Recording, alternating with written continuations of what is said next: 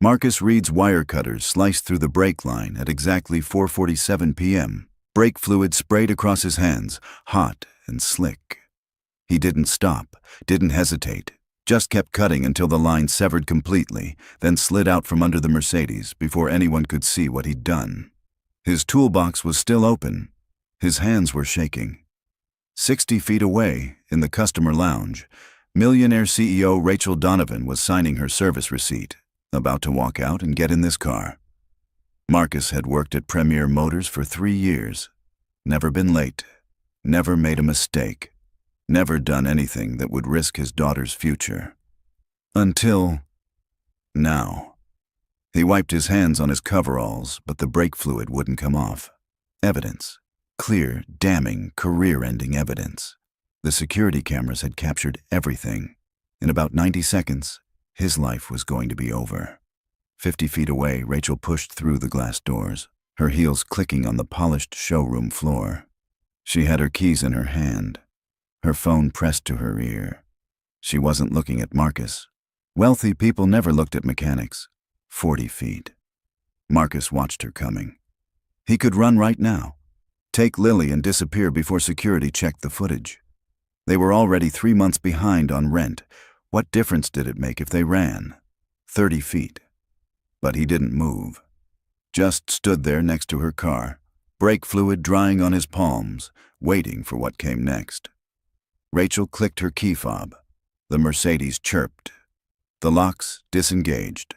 She opened the driver's door, still on the phone, barely glancing at Marcus as she slid behind the wheel. The engine purred to life. She put it in drive. Marcus held his breath. The car rolled forward. 5 feet, 10 feet, 15 feet toward the parking lot exit and the highway beyond. Then Rachel pressed the brake pedal. Nothing happened. The car kept rolling, her foot slamming down harder, her phone dropping from her hand, her voice cutting off mid-sentence as she realized something was catastrophically wrong. The Mercedes hit the decorative concrete barrier at 5 miles per hour with a sound like crushed aluminum. The airbag didn't deploy. The car stopped. Rachel was thrown forward against her seatbelt, gasping, her hands locked on the steering wheel. For 3 seconds, there was total silence in the showroom. Then someone screamed, "Call 911!" Security was already running. The service manager, Todd Vickers, sprinted from his office, his face white, and Rachel Donovan turned in her seat, her eyes finding Marcus through the windshield. He was still standing there, brake fluid on his hands, wire cutters visible in his open toolbox, watching her. Their eyes met for 1 second. Marcus saw the exact moment she understood, the exact moment rage replaced shock. 2 security guards grabbed him before he could speak. Todd was shouting orders, checking Rachel, calling the police. Marcus didn't fight, didn't resist. Just let them pull his arms behind his back, let them push him down onto the showroom floor, let them cuff his wrists while expensive shoes stepped around him and voices overlapped in panic and accusation. Rachel climbed out of her car, shaking but unhurt. She walked straight toward Marcus, her shadow falling across his face. "What did you do to my car?" Her voice was ice. Marcus looked up at her. This woman whose life had just changed in ways she couldn't possibly understand yet. This woman who was about to have him arrested. This woman who had no idea she was supposed to be dead. "Check the master cylinder," he said quietly, "before you drive anything else." "What?" "Just check it, please." Rachel's hand was already pulling her phone out. "I'm calling my lawyer. I'm calling the police.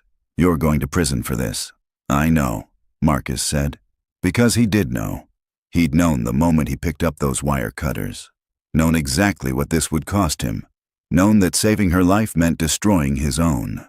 The police arrived 7 minutes later. Rachel gave her statement, calm and clear and absolutely certain. "That mechanic sabotaged my brakes. I want him charged with attempted murder." Marcus was loaded into the back of a patrol car, and as they pulled away from Premier Motors, he looked back one time. Rachel was standing in the parking lot, arms crossed, watching him go. She thought she knew what had happened. She had no idea. The holding cell at the 18th District Station smelled like disinfectant and desperation. Marcus sat on the metal bench, his coveralls still stained with brake fluid, and thought about Lily. She was at aftercare right now. Mrs. Chen from downstairs was supposed to pick her up at 6. It was 5:23. He had 37 minutes before his daughter realized something was wrong. He'd called Mrs. Chen from the station phone, told her he'd be late, didn't tell her why, didn't tell her he might not be coming home at all. The detective who interviewed him was a woman in her 40s named Sarah Kovacs. She had tired eyes and a recorder that she placed on the table between them with deliberate precision. "Walk me through it," she said. Marcus told her everything. About finding the car on his service rotation, about the brake inspection, about what he'd found under the chassis that shouldn't have been there. "You're saying someone else tampered with the brakes first?" Kovacs asked. "Yes. And you decided to cut them yourself to..." "What?" "Save her life. To make them fail safely, in the parking lot instead of on the highway." Kovacs wrote something in her notebook. Her pen moved slowly, like she was choosing her words carefully. "That's an interesting story. It's the truth. Ms. Donovan says you've never worked on her car before today. She says she doesn't know you. Why would anyone want to kill her?" Marcus had been asking himself the same question. "I don't know, but they did. And if you don't check that master cylinder, you're going to miss it. We'll check everything." Kovacs closed her notebook. "But right now, Mr. Reed, the evidence is pretty clear. Security footage shows you under her vehicle. Your tools cut the brake line. She crashes. That's attempted murder in Illinois. Then charge me." "We will. But I'm curious about something." She leaned forward. "You've got a daughter, 7 years old. You're 3 months behind on rent. Your employer says you've been asking about overtime, about advancement, about anything that pays more. You're desperate for money. And then a millionaire's car ends up in your bay, and you sabotage it. Maybe hoping for a settlement. Maybe hoping she'd pay you to keep quiet about shoddy maintenance. Maybe just angry at people who have everything while you have nothing." Marcus looked at her. "If I wanted money, I would have let her die and sued the dealership for putting me in that position. I'd have evidence that I reported a problem and was ignored. That's worth millions in liability." Kovacs's pen stopped moving. "Instead," Marcus continued, "I destroyed my career and got myself arrested to save someone I've never met. Does that sound like someone looking for a payday? It sounds like someone with a more complicated plan." "Check the master cylinder," Marcus said for the 3rd time. "Please." At 6:15 p.m., Mrs. Chen picked up Lily from aftercare. The little girl was carrying her backpack and a drawing she'd made in art class. A picture of her and her dad at the park, holding hands, smiling. Mrs. Chen took her upstairs to their apartment, fed her dinner, helped her with homework, and didn't say anything about where Marcus was. She didn't know herself. By 7:30, Lily was asking questions. "When's Daddy coming home?" "Soon, sweetheart." "Is he working late?" Something like that. Lily's insulin injection was due at 8. Mrs. Chen had helped with it before, but she was nervous. Marcus always handled the medical stuff. He'd taught himself everything about type 1 diabetes when Lily was diagnosed 3 years ago, learning to calculate carbs and doses and correction factors with the precision of a pharmacist. Mrs. Chen called Marcus's phone. It went straight to voicemail. At Premier Motors, Rachel Donovan was still in the customer lounge, waiting for her lawyer and trying to calm down.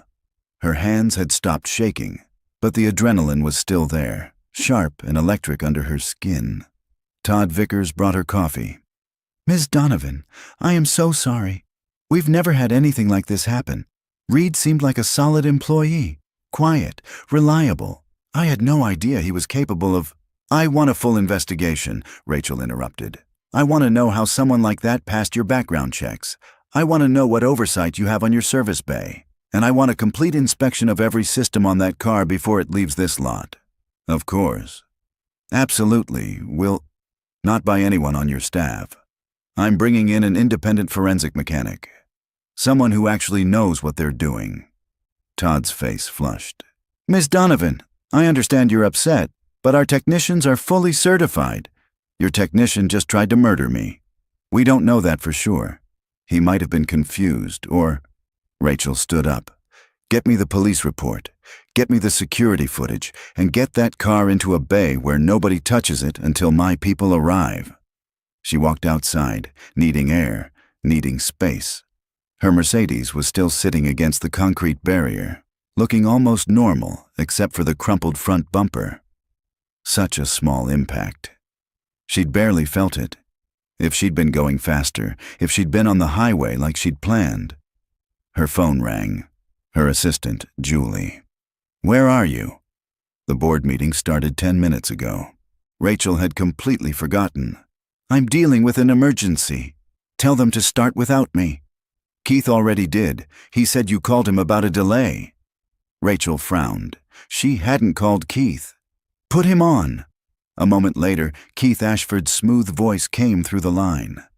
Rachel, are you okay? Julie said there was an emergency. Someone sabotaged my car. Silence. Then, carefully. What? My brakes were cut. I crashed in the dealership parking lot. My God, are you hurt? No, it was low speed. I'm fine. Who did this? One of the mechanics. The police have him. More silence. Then Keith said, Listen, I don't want you driving anywhere alone until we know what this is about. Let me send a car for you. My driver's available. I'm fine, Keith. Rachel, someone just tried to kill you. You're not fine. Let me help. She wanted to argue, but he was right. Her hands were shaking again just thinking about getting into another car. Okay, thank you. I'll have him there in 20 minutes. And Rachel, we need to talk about the Meridian acquisition. The deadline is Friday. If something's going on, if someone's trying to stop this deal, we'll talk tomorrow. She ended the call and looked back at her car. Something was bothering her. Something the mechanic had said. Check the master cylinder. Why would he say that? If he'd sabotaged the brakes himself, why tell her to check anything? Why not just stay quiet? Let her blame faulty maintenance, take his chances in court. She called her lawyer, then called the forensic mechanic she'd used before. A woman named Angela Torres, who'd helped prove a competitor's product defect case 2 years ago. I need you at Premier Motors in downtown Chicago. Tonight, I need a full brake system analysis. What am I looking for? Angela asked. I don't know, Rachel said, but I need you to find it. At 10:47 p.m., Detective Kovacs walked into the holding area where Marcus was waiting for processing. She had a different expression now. Not tired, alert. We checked the master cylinder, she said. Marcus looked up. You were right. There's evidence of tampering. Sophisticated tampering. Someone modified the ABS module and installed a secondary pressure valve that would fail under specific conditions. High speed, sustained braking, heat buildup. It was designed to look like mechanical failure. Marcus felt something release in his chest. Not relief. Not vindication, just the confirmation that he'd seen what he thought he'd seen. The forensic mechanic says whoever did this knew exactly what they were doing. This wasn't some amateur job. And your cut, Kovacs continued. Your cut prevented the original sabotage from activating. You actually saved her life. So you're releasing me? We're still investigating. But you're no longer our primary suspect. Someone else tried to kill Rachel Donovan. Someone with access to her vehicle and the technical expertise to pull this off. We need to figure out who. Todd Vickers, Marcus said immediately. The service manager. When I tried to tell him about the problems I found, he shut me down. Told me to stop wasting time. He didn't want me looking too closely. Kovacs wrote this down. We'll talk to him. And you need to warn Miss Donovan.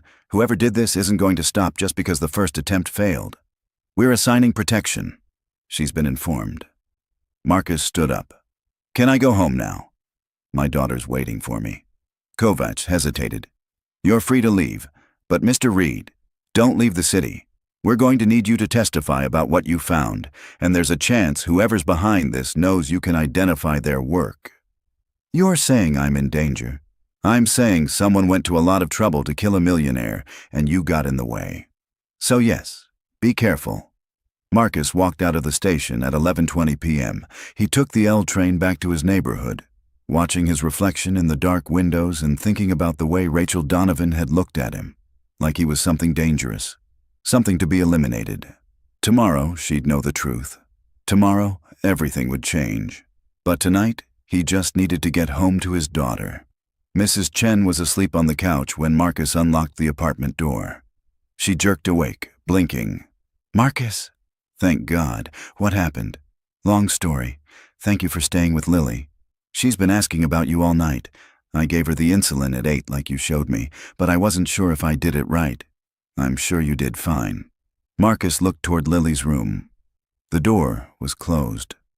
A nightlight glowed underneath. "She's asleep." Finally, around 10.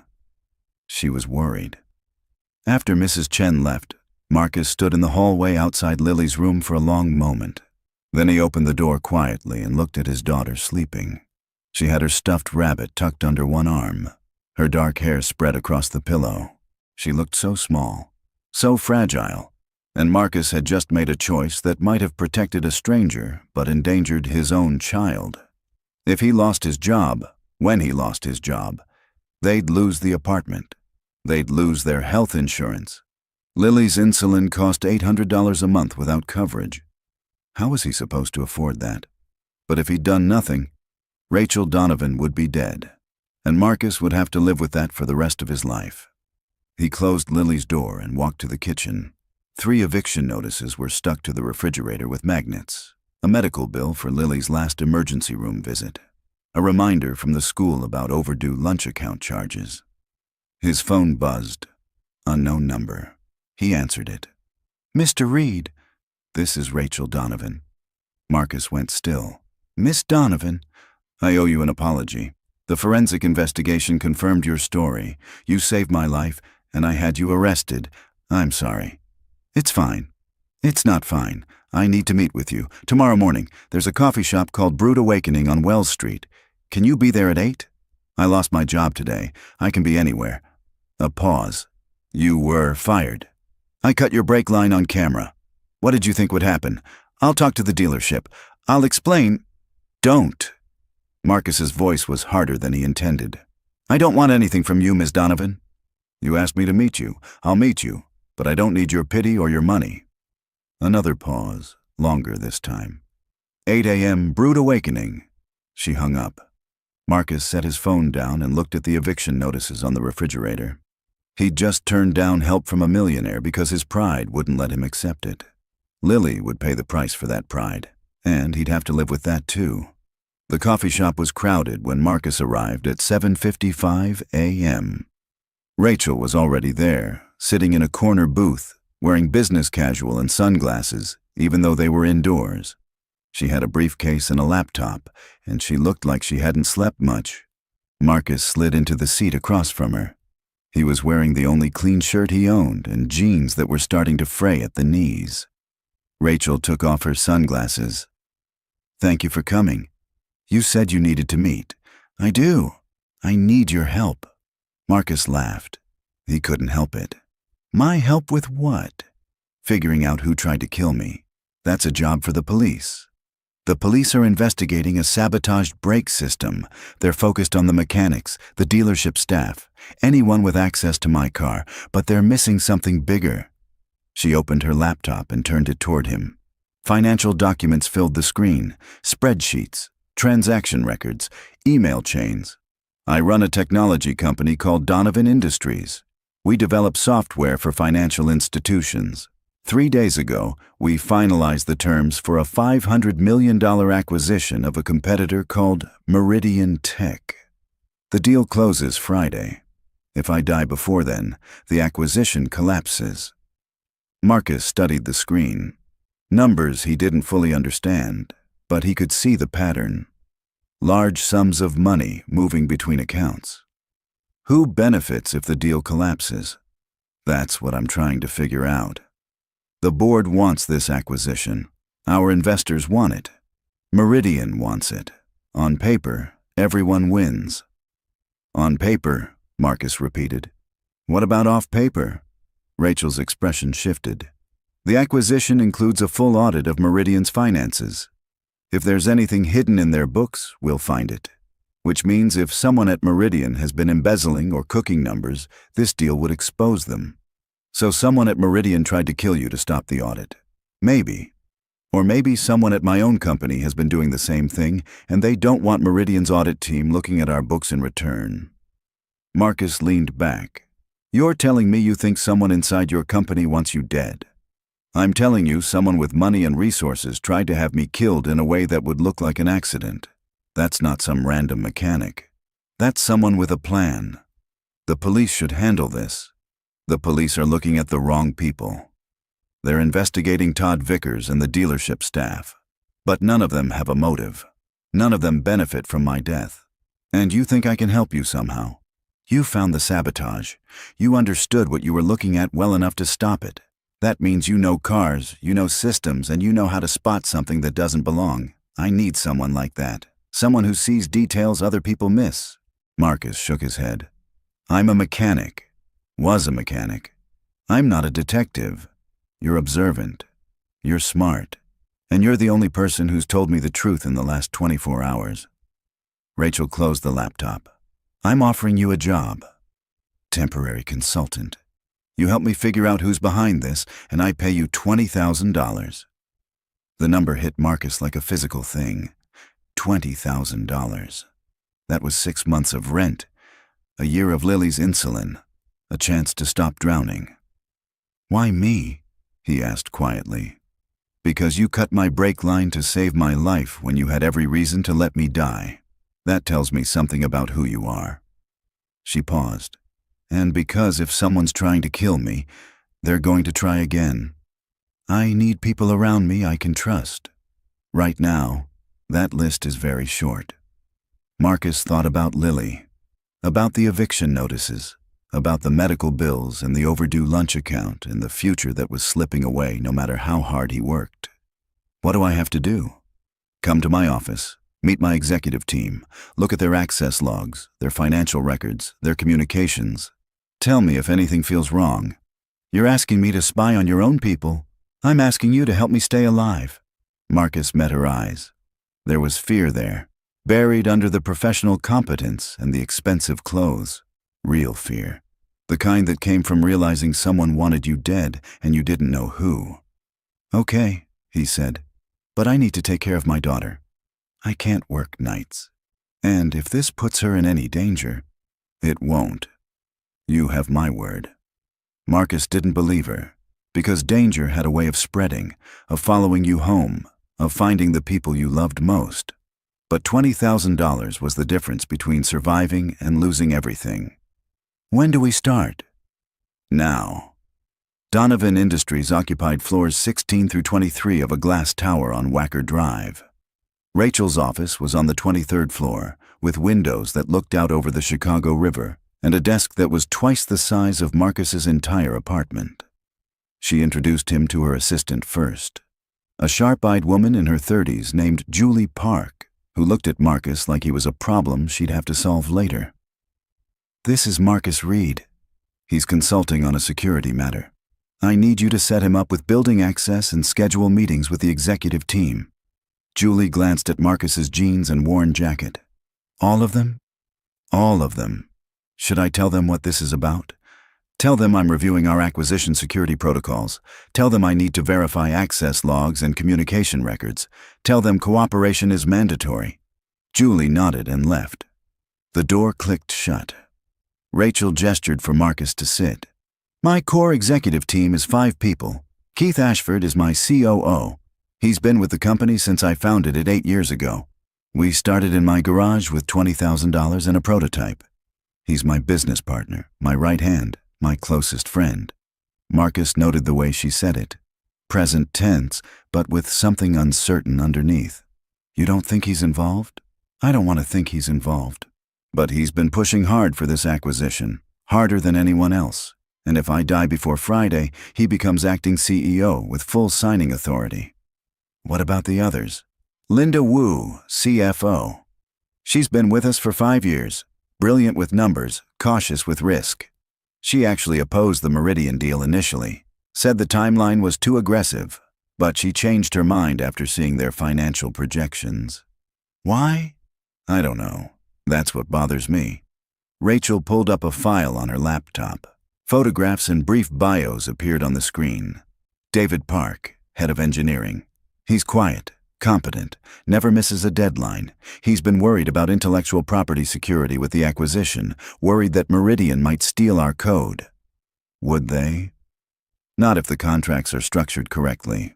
But David doesn't trust contracts. He trusts encryption and air-gapped servers. He wanted to delay the deal until we could lock down our systems. I overruled him. Who else? Simone Carter, head of HR and operations.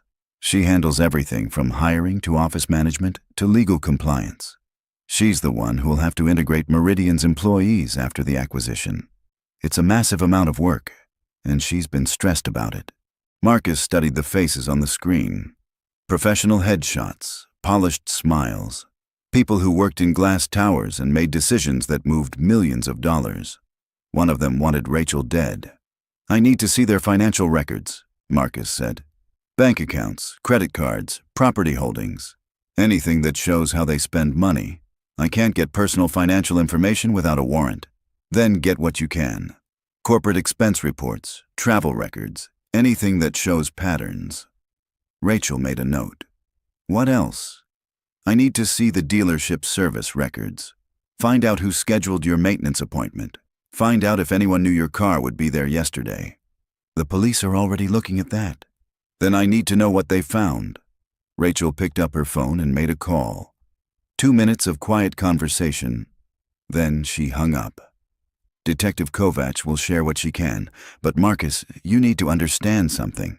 If we start digging into my executives' private lives, if we start accusing people without evidence, this company will tear itself apart. I need proof before I can act. Then we'll find proof. The first meeting was with Keith Ashford at 10 a.m. He walked into Rachel's office with easy confidence, wearing a suit that probably cost more than Marcus made in a month. He had silver in his dark hair and the kind of tan that came from weekend golf, not construction work. He shook Rachel's hand, then looked at Marcus with polite curiosity. Keith Ashford. Rachel's told me you're consulting on security protocols? Marcus stood and shook his hand. Keith's grip was firm but not aggressive. His smile was genuine. Everything about him said trustworthy professional, which meant exactly nothing. Marcus Reed, I'm reviewing access procedures for the Meridian acquisition. Excellent. We can't be too careful. Keith sat down and crossed his legs. What do you need from me? Rachel took the lead. I need to review your building access logs for the past month, your communication records with external parties, your travel schedule, standard security audit procedures. Keith didn't blink. Of course. I'll have Julie pull everything together. Is this about the break incident? It's about making sure we're secure before the acquisition closes. Smart. Meridian's been sniffing around our systems for weeks. I've had David lock down everything, but you can never be too paranoid. He looked at Marcus. What's your background? Are you private security? Mechanical systems analysis, Marcus said carefully. I specialize in identifying unauthorized modifications, like the sabotage on Rachel's car. Yes. Keith's expression darkened. That was terrifying. Rachel, I still think you should have security with you at all times. Whoever did that could try again. I'm being careful. Careful isn't enough. Someone tried to kill you. He stood up. I'll get you those records by end of day. And Marcus, if you need anything else from me, just ask. Rachel's safety is my top priority. He left. The door closed. Rachel looked at Marcus. What do you think? I think he's either completely innocent or very good at lying. That's helpful. You asked what I think. I think we need to see those records before I can tell you anything useful. The meetings continued through the afternoon. Linda Wu was precise and analytical, asking specific questions about data security protocols and seeming genuinely concerned about protecting the company's financial information. David Park was nervous, talking too fast about firewalls and encryption standards and the dangers of corporate espionage. Simone Carter was exhausted, mentioning the 70-hour weeks she'd been working to prepare for the acquisition integration. All of them seemed normal. professional. Concerned about Rachel's safety and the company's security. All of them had motive, means, and opportunity. By 5 p.m., Marcus's head was spinning with information. Access logs, email metadata, travel schedules, expense reports. Thousands of data points that meant nothing individually but might form a pattern if he could just see how they connected. Rachel ordered food to be delivered to the office. Chinese takeout that probably cost $50 but tasted like every other Chinese takeout Marcus had ever eaten. They worked through dinner, spreading documents across the conference table in Rachel's office. Marcus had a legal pad and was making notes by hand, the way he used to diagram automotive electrical systems, connections and flows, causes and effects. Linda opposed the acquisition initially, he said, pointing to an email chain. But then she changed her mind. What happened between these two dates? Rachel looked at the emails. March 15th and March 22nd. 1 week apart. I don't know. She said she'd reviewed Meridian's financial projections and they were better than she expected. Who gave her those projections? Keith. He's been handling most of the Meridian negotiations. Marcus made a note. What about David? He wanted to delay the deal. Did he get overruled? Yes. I told him we couldn't wait. The market window was closing and Meridian had other potential buyers. Who told you that? Rachel paused. Keith. Marcus circled Keith's name on his notepad. Not proof, just a pattern. Everything seemed to flow through Keith Ashford. His phone buzzed. Mrs. Chen, Lily's asking when you're coming home. Her blood sugar was high after dinner. I gave her a correction dose like you showed me, but I'm worried. Marcus texted back, I'll be home in an hour. Thank you. Rachel was watching him. Your daughter? She has type 1 diabetes. I need to get home. How old is she? 7. Rachel's expression softened. That must be hard. Managing that on your own. You do what you have to do. Her mother died when Lily was 3. Cancer. Marcus stood up and started gathering his notes. I'll look at this more tonight. See if I can find any patterns. Marcus, wait. Rachel stood too. I know this is a lot. I know you're doing this for the money, and I respect that. But I need to know you're in this completely. Because if we're right, if someone inside my company wants me dead, then the moment they realize we're investigating, they're going to come after both of us. I'm in, Marcus said, until we figure out who did this. Why? Why risk it? Marcus thought about how to answer. About Lily sleeping in her room with her stuffed rabbit. About the eviction notices on the refrigerator. About the choice he'd made yesterday to cut a brake line and save a stranger's life. Because you were supposed to die yesterday, and I stopped it. That makes me responsible for what happens next. He left before she could argue. The apartment was quiet when Marcus got home. Mrs. Chen had left a note saying Lily was asleep. He checked her blood sugar anyway. 147. Not great, but not dangerous. He made a note in her logbook and kissed her forehead. Then he sat at the kitchen table with his notepad and the documents Rachel had given him, and he started looking for patterns. Keith Ashford had traveled to Indianapolis 4 times in the past 2 months. Why Indianapolis? Meridian Tech was based in San Francisco. Linda Wu's expense reports showed regular payments to a financial consulting firm called Apex Advisory Partners. Marcus Googled them. They specialized in corporate fraud investigation and forensic accounting. Why would a CFO hire fraud investigators? David Park's building access logs showed him entering the office at odd hours. 2 a.m., 4 a.m., 6 a.m. He told Rachel he was working on security protocols, but there was no record of what he was actually doing during those visits. Simone Carter had submitted a resignation letter 4 weeks ago, then withdrawn it 2 days later. Why? None of it proved anything, but it all felt wrong. Like finding a car with too many modifications and knowing something was hidden underneath. Marcus's phone rang. Detective Kovac. Mr. Reed, we've got a problem. Todd Vickers disappeared. He didn't show up for work today, and his apartment is cleared out. It looks like he ran. You think he was the one who sabotaged the car? I think he's involved, but here's what bothers me. Vickers isn't smart enough to pull off that kind of brake modification. He's a service manager, not an engineer. Someone else did the actual work. He just provided access. Who? That's what I need to figure out. But Mr. Reed, if Vickers ran, that means he's scared. And if he's scared, that means whoever hired him is tying up loose ends. You need to be careful. Marcus looked at the document spread across his kitchen table. I will be. Where are you right now? Home, with my daughter. Stay there. Don't open the door for anyone. I'm sending a patrol car to do regular passes through your neighborhood tonight. The call ended. Marcus locked the apartment door, checked the windows, and sat in the dark kitchen listening to his daughter sleep in the next room. Someone had tried to kill Rachel Donovan. That someone had connections inside a luxury car dealership. That someone had enough money to hire professionals.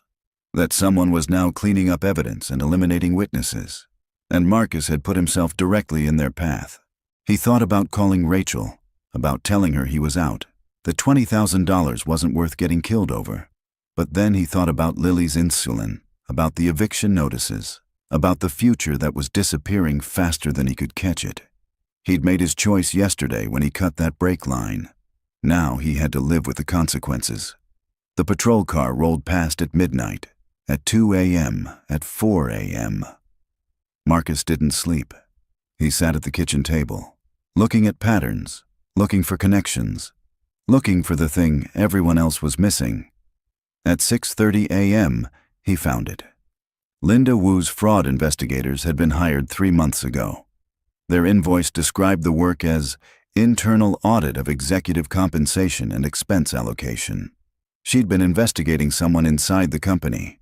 And 2 weeks after she started, Keith Ashford had made his first trip to Indianapolis. Marcus grabbed his phone and called Rachel. She answered on the second ring, her voice alert. She hadn't slept either. Did you find something? Maybe. Does your company have any business in Indianapolis? No. Why? Keith's been there 4 times in 2 months. And your CFO hired fraud investigators 3 months ago to audit executive compensation. I think Linda found something. I think that's why she opposed the acquisition initially. And I think Keith convinced her to change her mind. Rachel was quiet for a moment. How? I don't know. But we need to talk to her. Today. Before Keith realizes we're looking at him. I'll call her now. Can you be at the office by 8? I need to get Lily to school first. I'll be there by 9. Marcus hung up and went to wake his daughter. She was groggy and complained about having to get up so early, but she let him check her blood sugar and give her insulin and make her breakfast. Normal morning routine. Normal day. Except nothing was normal anymore. He walked Lily to school, holding her hand, watching the cars that passed and the people on the sidewalk and trying not to let his paranoia infect her. Daddy, are you okay? She asked at the school entrance. I'm fine, sweetheart. Just tired. You look worried. I'm always worried. That's my job as a dad. She hugged him. Don't worry so much. It makes your face crinkly. He watched her go inside, her backpack bouncing, her dark hair in the ponytail he'd learned to do on YouTube. 7 years old. His entire world. The reason he'd cut a brake line and destroyed his life to save a stranger. His phone buzzed. Rachel. Linda's not answering. She didn't come in today. That's not like her. Marcus felt something cold settle in his stomach. Call the police. Send them to her house. Already did. They're on their way. Marcus got on the L train heading downtown, his mind racing. If Linda had found evidence of embezzlement, if Keith had convinced her to stay quiet, if she'd changed her mind about the acquisition to protect him, then she was a liability. Just like Todd Vickers had been a liability. Just like Marcus was a liability now. The train lurched to a stop. Marcus's phone rang. Unknown number. He answered it. A voice he didn't recognize. Male, calm, professional. Mr. Reed, you need to stop what you're doing. Who is this? Someone who doesn't want to hurt your daughter. But I will if you keep digging into things that don't concern you. Marcus's blood went ice. If you touch her, I won't have to. You're going to walk away. You're going to tell Miss Donovan you changed your mind. You're going to take your daughter and leave Chicago today.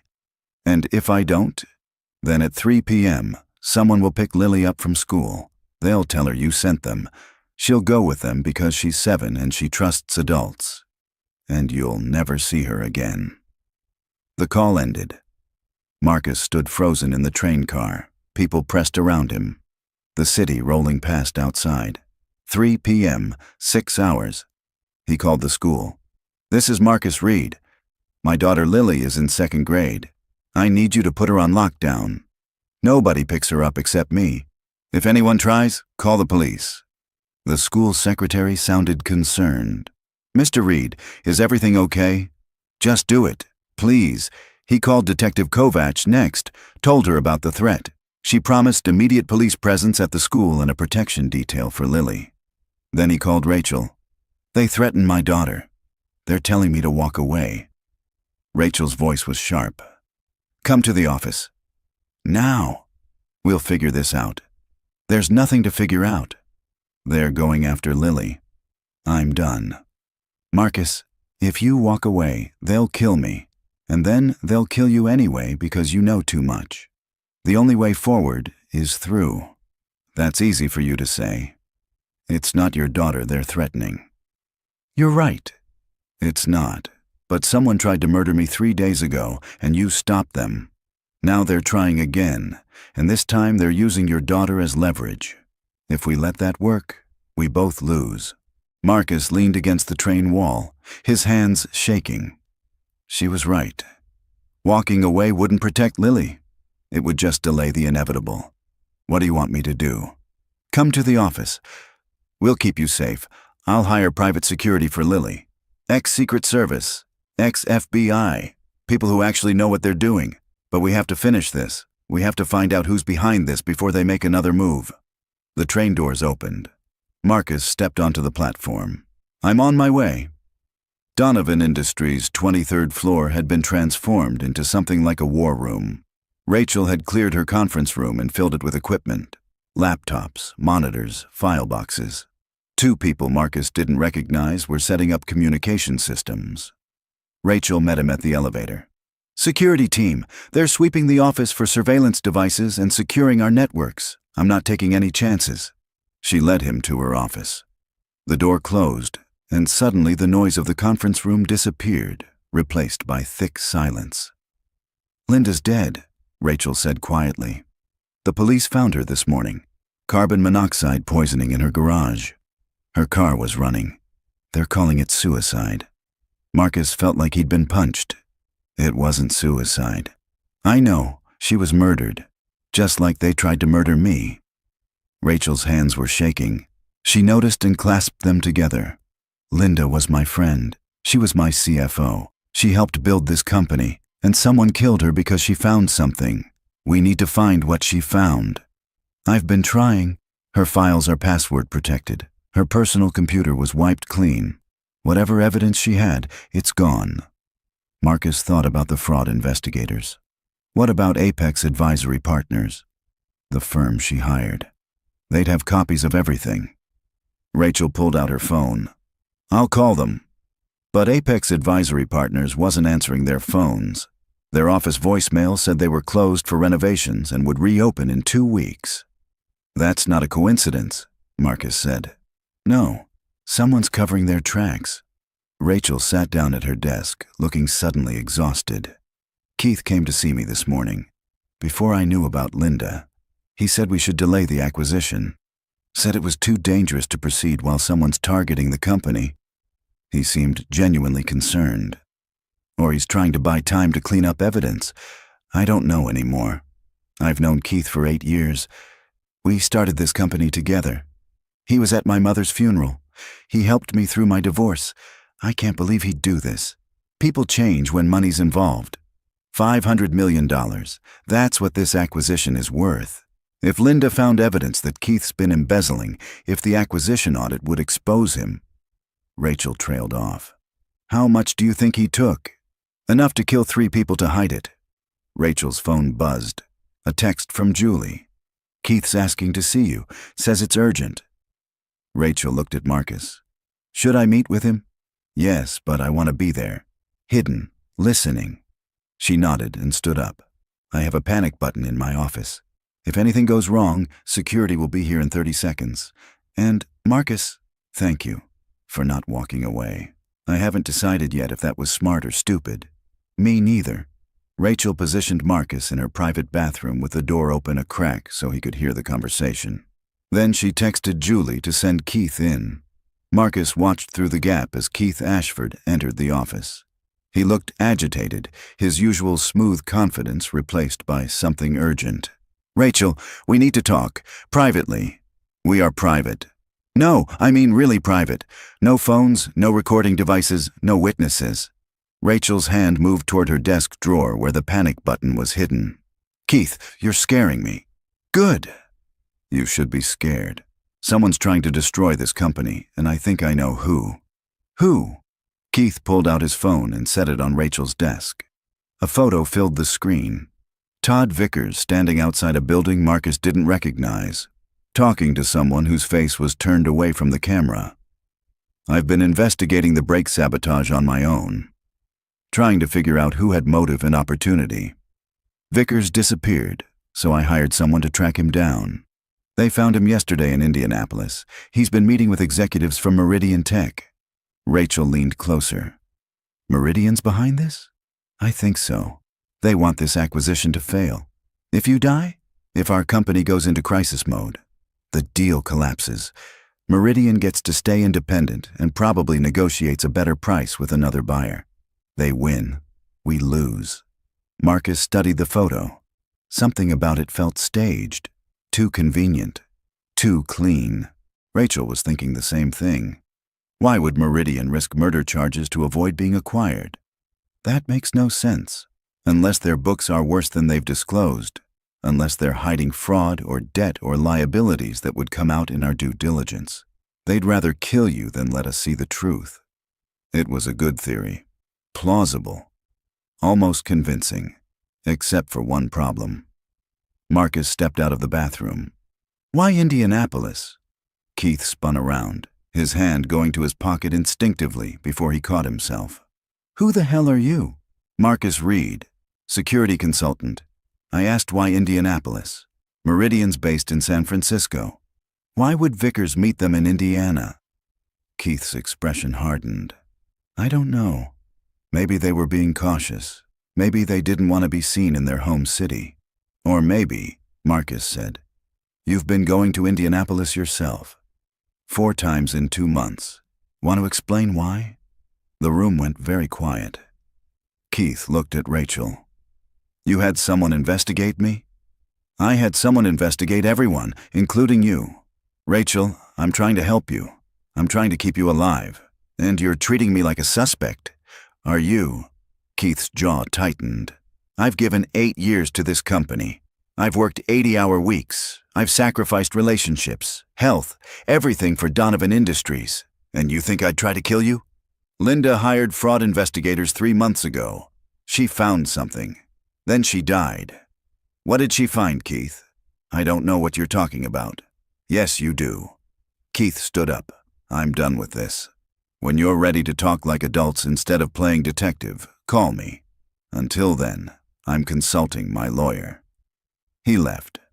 The door slammed. Rachel looked at Marcus. Did we just make a huge mistake? If he's guilty, we pushed him into a corner. If he's innocent, we destroyed 8 years of trust. Marcus sat down. Either way, we need to move fast. He knows we're investigating him. He's going to either run or destroy evidence or come after us. Rachel finished. Marcus's phone rang. Detective Kovacs. Mr. Reed, we have a situation. There's been an incident at your daughter's school. Marcus's heart stopped. What happened? Someone tried to pick her up. They had fake identification with your name on it. The school followed protocol and called the police. We have the suspect in custody. Is Lily okay? She's fine. She's in the principal's office with 2 officers. But Mr. Reed, whoever hired this person is escalating. You need to bring your daughter somewhere safe. Today. Marcus looked at Rachel. She was already grabbing her keys. "I'll take you," she said. "Right now." They drove to the school in Rachel's rental car, neither of them speaking. Marcus's mind was spinning with worst-case scenarios, with images of Lily being taken, with the knowledge that he'd brought this danger into their lives. At the school, Lily was sitting in the principal's office eating a juice box and looking remarkably calm for someone who'd just been targeted by a kidnapper. She saw Marcus and ran to him. "Daddy! A police officer let me use his radio." Marcus held her tight, his hands shaking. "Are you okay?" "I'm fine."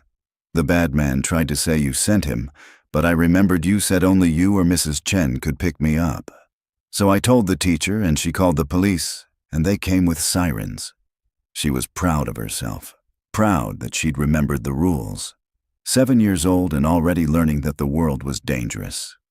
Detective Kovacs was there, talking to the principal. She saw Marcus and came over. "The suspect's not talking. Professional.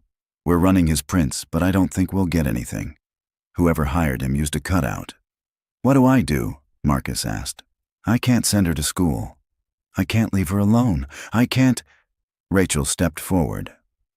"Bring her to my building. We have security. We have a private conference room she can stay in. We'll protect her." Kovacs looked skeptical. "Ms. Donovan, with all respect, your security hasn't been great so far." "That's because I didn't know I needed it. Now I do, and I'm not letting anyone else die because of this." Marcus looked at Lily, at her small hand in his, at the trust in her eyes. "Okay, but we stay together. I don't let her out of my sight." They took Lily to Donovan Industries. Rachel set them up in a small office next to the conference room, brought in food and coloring books, and told Julie that Marcus and his daughter were off limits to everyone. Lily thought it was an adventure. "Daddy, why are we at an office building?" "I'm helping Miss Donovan with a project. You get to hang out with me today. Can I draw pictures?" "As many as you want." She settled in with crayons and paper, and Marcus tried to focus on the documents Rachel brought him. Financial records, email chains, access logs, evidence that was starting to form a pattern. Keith had taken 7 trips to Indianapolis over the past 6 months. Each trip coincided with large wire transfers from Donovan Industries to a consulting firm called Midwest Analytics LLC. Marcus Googled Midwest Analytics. The website was generic. Contact information led to a P.O. box. No physical address. It was a shell company. Keith was embezzling money through fake consulting contracts, but that didn't explain why he'd tried to kill Rachel. Embezzlement was serious, but it wasn't murder. Unless... Marcus found another document, a clause in the partnership agreement between Rachel and Keith. If either partner died, the surviving partner inherited full control of the company with the option to buy out the deceased partner's shares at a predetermined valuation. The valuation had been set 8 years ago when the company was worth $10 million. Now it was worth $500 million. If Rachel died, Keith would inherit a company worth $500 million and only have to pay her estate $10 million. That was motive. Marcus showed Rachel the documents. She read them silently, her face going pale. "He's been planning this," she said quietly. "For how long? I don't know. But the acquisition would have triggered an audit that exposed his embezzlement. He needed you dead before that happened." Rachel stood up and walked to the window. Chicago stretched out below, gray and cold and indifferent. "I trusted him. For 8 years I trusted him completely." "I'm sorry." "Don't be. You saved my life. Twice." She turned around. "We need to tell the police. Give them everything we've found. They'll want proof. Right now, all we have is circumstantial evidence. Wire transfers to a shell company, partnership agreements, travel records. A good lawyer will tear it apart. Then what do we do?" Lily's voice came from the other room. "Daddy, I drew you." Marcus went to look at the picture. Lily had drawn him under a car, holding tools, fixing something. She'd drawn Rachel standing next to him, wearing a red dress. And in the corner, she'd drawn another person, a man in a suit, watching them. "Who's that?" Marcus asked, pointing to the man. "The man from the parking lot. The one who was watching you when you were working on the lady's car. Marcus felt his blood go cold. Lily, when did you see this man? Yesterday when Mrs. Chen picked me up. We walked past the car place, and I saw you under a car. There was a man watching you from far away. He looked angry. What did he look like? Lily studied her drawing. He had gray in his hair, and he wore a blue tie, and he talked on his phone the whole time. Marcus showed Rachel the picture. Keith was there, at the dealership, the day I cut your brake line. Rachel stared at the drawing. He was watching to make sure the sabotage worked, and when I stopped it, I became a problem. Everything clicked into place. Keith had hired Todd Vickers to sabotage Rachel's car. When that failed, he'd killed Linda Wu to eliminate the witness who'd found his embezzlement. He'd tried to have Lily kidnapped to force Marcus to walk away, and now he was running out of time before the acquisition deadline exposed everything. "We need to set a trap," Marcus said. "Make him come to us." How? Marcus thought about it, about patterns and systems and the way complicated machines always had a single point of failure. "Tell him you're going to sign the acquisition papers early. Tonight. Tell him you want to get it done before whoever's targeting you can try again. Make him think this is his last chance." Rachel understood immediately. If he's going to move against me, he'll have to do it tonight, and we'll be ready. Rachel called Keith, put the phone on speaker so Marcus could hear. "Keith, I'm sorry about earlier. You're right. I've been paranoid and suspicious, and it's not fair to you." Keith's voice was cautious. "Rachel, I understand. Someone tried to kill you. It's natural to question everyone. I want to close the Meridian deal tonight. I don't want to wait until Friday. I want it done before anything else can go wrong." "Tonight?" "Rachel, that's not how this works. We have lawyers. We have procedures. I don't care. I'm the CEO. I'm signing the papers tonight at my house. Can you bring the documents?" A pause, then, "Of course. Whatever you need. What time?" 8 p.m. Just you and me. I need to know I can still trust my partner." "You can trust me, Rachel. You always could." The call ended. Rachel looked at Marcus. "Now what?" "Now we call Detective Kovacs and set up the real trap." At 7:30 p.m., Marcus was crouched in Rachel's kitchen with a police radio and a clear line of sight to the living room. Lily was at a hotel with 2 officers, protected and safe. Detective Kovacs was in the garage with 4 tactical officers. Rachel was alone in the living room, waiting. The acquisition documents were spread across the coffee table. All of them were blank copies. Real papers were in a lawyer's office downtown, nowhere near this house. At 7:58, a car pulled into the driveway. Keith Ashford got out carrying a briefcase. He looked normal, professional, like he'd done this 1,000 times. Rachel opened the door. "Keith, thank you for coming." "Of course." He followed her inside, set the briefcase on the coffee table, looked around. "Are we really alone?" "Just us." "Like I promised." Keith opened the briefcase, but instead of documents, he pulled out a gun. Rachel stepped back. "Keith, what are you doing?" "I'm sorry, Rachel. I really am, but you left me no choice. You and that mechanic, you kept digging. Linda found the money. You found the partnership agreement. I can't let you live. The police are outside. You won't make it out of here." "The police think Meridian Tech is behind this. I made sure of that. By the time they figure out the truth, I'll be gone. Offshore accounts, new identity, $50 million to start over." "Keith, please. We can fix this. We can—" "No, we can't." He raised the gun. "I loved this company. I loved building it with you. But you were always going to leave me behind. You were always going to be the success story while I was just the partner. The acquisition was supposed to change that. But Linda found the money, and she had to die. Just like you do." "I'm not alone," Rachel said quietly. "I lied." Keith's expression changed. He spun around just as Detective Kovacs stepped out of the hallway with her weapon drawn. "Drop the gun, Mr. Ashford." "It's over." Keith looked at Rachel. Betrayal and rage and desperation all mixed together. For a moment, Marcus thought he might shoot anyway. Might go down fighting. But then he lowered the gun and let it fall to the floor. You were supposed to die on that highway. None of this would have happened if that mechanic hadn't interfered. That's what you don't understand, Rachel said. Marcus interfered because he's a better person than you. He risked everything to save someone he didn't know. You destroyed everything to save yourself. The tactical team moved in. Keith was cuffed and read his rights. The briefcase was opened, revealing not just the gun but a syringe filled with something that looked like insulin. "What is that?" Kovac asked. "Potassium chloride," Keith said flatly. "Causes cardiac arrest. Looks natural. I was going to make it quick." Marcus came out of the kitchen. Keith saw him and something dark passed across his face.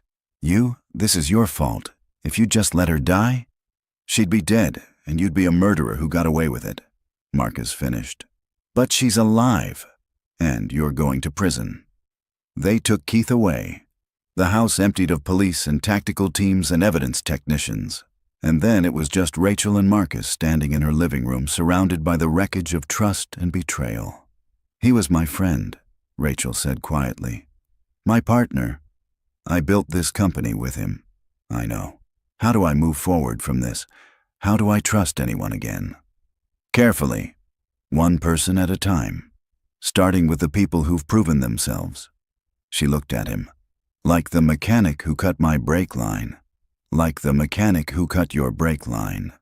The acquisition closed 3 days later. Rachel signed the papers with her remaining executives and a new COO, hired specifically because she had zero connection to Keith Ashford. The deal went through without complications. Donovan Industries became the largest financial software company in North America. Linda Wu's family received a settlement and a foundation established in her name. Todd Vickers turned state's witness and testified against Keith in exchange for a reduced sentence. Keith Ashford was charged with 3 counts of attempted murder, 1 count of first-degree murder, embezzlement, fraud, and conspiracy. His trial was set for 6 months away. Marcus Reed was offered the position of Chief Security Officer at Donovan Industries. Full salary, full benefits, full authority to redesign the company's entire security infrastructure. He accepted on one condition: flexible hours so he could still walk Lily to school every morning. Rachel agreed without hesitation. 2 months after the acquisition, Marcus and Lily moved into a new apartment. 3 bedrooms close to Lily's school, with a kitchen big enough for the 2 of them to cook together. The eviction notices were gone. The medical bills were paid. Lily's insulin was covered by the best health insurance Marcus had ever had. They were sitting at the kitchen table doing homework when Lily looked up from her math worksheet. "Daddy, are we rich now?" Marcus smiled. "No, sweetheart. We're just not poor anymore." "What's the difference?" "Rich people don't worry about money. We still worry. We're just worrying less. I'm glad you helped that lady, even though it was scary." "Me too." "Do you think she's our friend now?" Marcus thought about Rachel, about the way she'd trusted him when she had every reason not to, about the way she'd protected Lily without being asked, about the partnership they'd built investigating her company and exposing the truth. "Yeah," he said, "I think she is." Rachel visited the apartment a week later. She brought Chinese takeout and a gift for Lily, a robotics kit for kids who liked building things. Lily's eyes went wide. "Can I open it?" "After dinner," Marcus said. They ate together at the kitchen table. Rachel asked Lily about school. Lily asked Rachel about running a company. Marcus watched them both and marveled at how life could change so completely in such a short time. After dinner, while Lily was assembling her robot in the living room, Rachel and Marcus stood in the kitchen doing dishes. "I've been thinking about something," Rachel said. "About that day when you cut my brake line. You told Detective Kovac you could have let me die and sued the dealership. You could have been rich. I wasn't thinking about money. I was thinking about Lily having to live with a father who let someone die because he was too scared to act. Most people would have chosen differently. Maybe. But most people aren't raising a 7-year-old alone. Everything I do, I think about what I'm teaching her, what kind of person I'm showing her how to be." Rachel dried a plate slowly. "I've been thinking about trust, about how Keith destroyed mine, about how hard it is to rebuild. It takes time." But it's possible? If you find the right people. She set the plate down and looked at him. Marcus, I need to tell you something. The partnership agreement Keith used to justify murder, I'm rewriting it. New terms, new structure, and I want you to be my new COO. Marcus stopped washing dishes. Rachel, I'm not a business executive. I'm a mechanic who got lucky. You're someone who sees patterns other people miss. You're someone who makes hard choices when they matter. You're someone I trust. That's more valuable than any MBA. I don't know anything about running a tech company. Neither did I when I started. I learned. You will too. She paused. I'm not asking you to decide tonight, but think about it. Please. Marcus looked through the doorway at Lily, who was reading the robot instruction manual with intense concentration. His daughter. His reason for everything. I'll think about it, he said. 3 months later, Rachel stood at a podium in front of 500 employees and announced the company's new executive structure.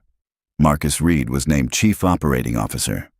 The room applauded, and Marcus, wearing a suit that still felt uncomfortable, tried not to look as terrified as he felt. After the announcement, one of the engineers approached him, a young woman who'd been with the company for 2 years. Mr. Reed, can I ask you something? Everyone's talking about how you used to be a mechanic. How do you go from fixing cars to running a tech company? Marcus thought about it, about brake lines and wire transfers and patterns hidden in plain sight, about the moment he'd chosen to act instead of staying invisible. Same way you do anything, he said. One system at a time. You figure out how it works. You find what's broken. You fix it before it fails. The engineer nodded like this made sense. Marcus hoped she was right. That evening, Marcus and Rachel stood on the rooftop of Donovan Industries building, looking out at Chicago. The city lights reflected in glass towers, spreading out to the horizon like a circuit board. Do you ever think about that day? Rachel asked. About what would have happened if you'd made a different choice. Every day, Marcus admitted. I think about you driving onto that highway. I think about Lily growing up without a father because I ended up in prison. I think about all the ways it could have gone wrong. But it didn't. No, it didn't. Rachel turned to face him. I never properly thanked you. For saving my life, for risking everything. You gave me a job and paid off my debts and gave my daughter a future. I think that counts as thanks. That was business. This is personal. She reached out and took his hand. Thank you, Marcus. For seeing what no one else saw, for acting when everyone else would have looked away, for being the kind of person who cuts a brake line to save a stranger. Marcus squeezed her hand. Thank you for believing me when you had every reason not to. They stood there in silence, two people who'd been strangers months ago, now bound together by crisis and survival, and the strange trust that came from facing death together. Below them, the city moved on. Traffic flowed. People lived their lives. The world kept turning. And somewhere in that city, a 7-year-old girl was doing homework with a neighbor, practicing math problems and building robots, completely unaware that her father had become someone different. Someone who wore suits and attended board meetings and helped run a company worth $500 million. But Marcus knew the truth. He was still the same person who'd slid under a car with wire cutters and made an impossible choice. Still the father who checked blood sugar at midnight and walked his daughter to school every morning. Still the man who'd learned that sometimes saving someone meant destroying everything you had. And somehow, impossibly, it had worked out. 6 months later, Rachel asked Marcus to dinner. Not a business dinner, a real dinner at a restaurant with candlelight and wine and no discussion of quarterly projections. Marcus almost said no. The line between professional and personal was already blurred enough, but Lily had given him advice that morning that he couldn't ignore. Daddy, Ms. Rachel looks at you the way you look at your tools when they're organized perfectly, like you're exactly what she needs. So he'd said yes. The restaurant was small and intimate. Rachel wore a blue dress instead of her usual business armor. Marcus wore the suit she'd bought him, still uncomfortable but getting better at pretending it fit. I've been thinking about partnership structures, Rachel said after they ordered. Marcus smiled. Is this a business dinner after all?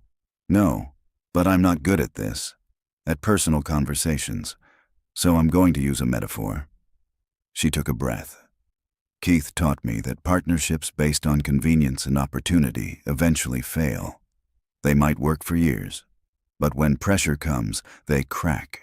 Real partnerships have to be built on something stronger. Like what? Like trust. Like knowing someone will act with integrity even when it costs them everything. Like believing that person will protect what matters most. She looked at him directly. Like whatever this is between us. Marcus set down his fork. Rachel, I'm still figuring out how to be a COO. I'm still learning business terminology. I'm still the guy who used to mop your floors. I don't care about any of that. I care that you're honest, that you see things clearly, that you make hard choices when they matter, that my company is better because you're in it, that I'm better because you're in it. I have a 7-year-old daughter who needs insulin every day. My life is complicated. I have a company with 2,000 employees and quarterly earnings calls. My life is complicated too. Maybe complicated is okay. Marcus thought about Lily, about how she'd drawn pictures of Rachel and declared her their friend, about how she'd been right more often than adults gave her credit for. I need to talk to Lily first, he said. Whatever this becomes, she's part of it. I won't do anything that makes her life harder. I wouldn't want you to. I like that about you, that she comes first. They finished dinner talking about everything except work, about Lily's robotics projects, about Rachel's mother who died of cancer 5 years ago, about the strange paths that had brought them both to this moment. When Marcus got home, Mrs. Chen reported that Lily had been perfect and was already asleep. Marcus paid her, thanked her, then went to check on his daughter. She was awake, reading under the covers with a flashlight. You're supposed to be sleeping. I was waiting for you. How was dinner with Miss Rachel? Marcus sat on the edge of her bed. It was nice. She's become a good friend. Do you like her? Yes. Like her. Marcus smiled. Maybe. How would you feel about that? Lily thought about it seriously. Is she nice to you? Very nice. Does she make you smile? Yes. Then I think it's okay. You should have friends who make you smile. You work too hard, Daddy. When did you get so wise? I'm 7 3/4. That's practically grown up. Marcus kissed her forehead. Go to sleep, practically grown-up person. Daddy, I'm glad you helped her. Even though it was scary and we almost lost our apartment. I'm glad you're the kind of person who helps people. Me too, sweetheart. Me too. 1 year after Marcus cut Rachel's brake line, Donovan Industries held its annual shareholder meeting. The company had doubled in size. The Meridian acquisition had been wildly successful. Stock prices were at an all-time high. Marcus stood at the podium next to Rachel, presenting the security infrastructure he'd designed. A system built on the principle that trust required verification, that access required accountability, and that the best protection came from people who cared about doing things right. The shareholders applauded. The board nodded approval. Rachel smiled at him from across the stage. After the meeting, Marcus and Rachel and Lily had dinner together. It had become their routine. 3 nights a week, they ate as a family. Because that's what they'd become, slowly and carefully and without ever officially deciding it. Rachel helped Lily with her science project. Marcus cooked pasta. They talked about school and work and the upcoming camping trip they'd planned for next month. Normal life. The kind Marcus had dreamed about during those desperate months when he was 3 months behind on rent and watching his daughter's future disappear. Later, after Lily was asleep, Marcus and Rachel sat on his apartment's small balcony, looking out at the city lights. Do you ever regret it? Rachel asked. Cutting my brake line, changing everything. Marcus thought about it honestly, about the fear and the risk and the moment of decision when he'd known his life was about to end. No, he said finally, I don't regret it, because the person I was before wouldn't have this, wouldn't have you, wouldn't have shown Lily that sometimes you have to break everything to save what matters. That's a good lesson for a 7-year-old. That's a good lesson for anyone. He took her hand. You asked me once why I did it. Why I risked everything for a stranger.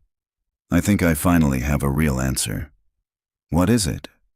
Because some things are worth more than safety. Some choices define who you are more than years of careful living. And I wanted Lily to grow up knowing her father was someone who acted when it mattered, even if it cost him everything. Rachel leaned her head on his shoulder. It cost you everything and gave you everything.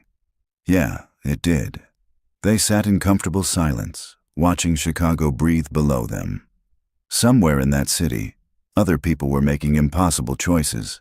Other people were deciding between safety and courage, between staying invisible and stepping forward. Marcus hoped they'd choose courage, because he'd learned something that day under Rachel's car, wire cutters in hand, future collapsing around him. Sometimes you had to cut the line to see what was really broken. Sometimes you had to risk everything to save anything. And sometimes, impossibly, terrifyingly, wonderfully, it worked. And so, we place another story onto the shelf. Each one of these feels like a different little world we get to visit for a while, doesn't it? I have a question for you. If you were building a library of human experiences, what title would you give this story?